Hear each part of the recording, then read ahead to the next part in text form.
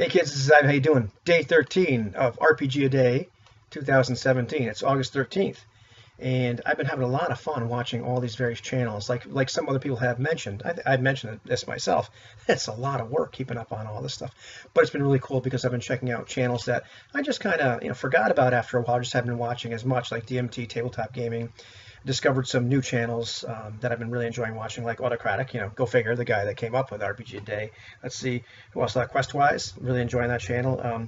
I hope I'm pronouncing this right. ED Soul Media, really cool. Ron Blessing, Byron, and a whole bunch of other people. Those are just the ones I wrote down that were just brand spanking new to me that I'd never seen or heard of before. So it's a lot of fun. I like these questions too because sometimes you really feel like you get to know the person, especially on some of the questions about interior art and some of the other, most impactful sessions. Anyhow, what's the question for today? Because this is another one of those. Describe a game experience that changed how you play. And so this one's easy for me. I'm trying to answer a lot of these questions in the last year anyhow, and a lot of my other experiences are kind of lost in the mists of time. As we get older, we forget things. But if you've been watching my channel, and can't understand why you wouldn't be, because it's fascinating. If you've been watching my channel, you know that recently I made a bunch of videos talking about my experience in terms of narrating outcomes as a player and how foreign that felt to me and how I've been playing in games which kind of support that. And so if you haven't watched my channel, you don't know, I'll kind of give you a brief history or I'll put it in context. But first I take a little drink of it. This is actually Diet A&W root beer in this. It's a long story why it's in this bottle, but anyhow, it's just Diet A&W root beer in case you're wondering. Anyhow, when I started playing things like Dungeons and Dragons, 1981, everybody I knew played in this manner where you stated your intention as a player. I want to go do this. I'm going to try this or that, and a lot of times you stated your intention, like what do you hope happened. And then either it was very cut and dry dice mechanic and you knew what to roll right away, or the game master would say, okay, we'll roll 3d6 and roll under this attribute, or whatever they said.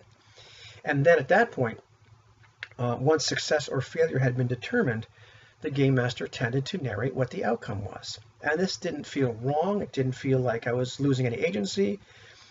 It just seemed like it was normal. And when I was the game master, which I was quite frequently, I would narrate that as well. It never really seemed to be an issue or a problem. I guess that was our culture of play. It didn't feel like it was domineering or that the game master was lord over everybody. We knew some people played like that, and we just didn't play with them. That's how you played.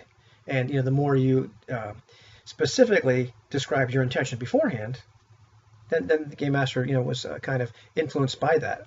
Not always, depending on how the dice roll went. Anyhow, enter the present, when I started playing in games where it was kind of expected or implied that as a player you narrate the results if you succeeded. Something like Fantasy Flight Star Wars, which I have not yet played, and I'm really looking forward to hopefully picking that up in this next year.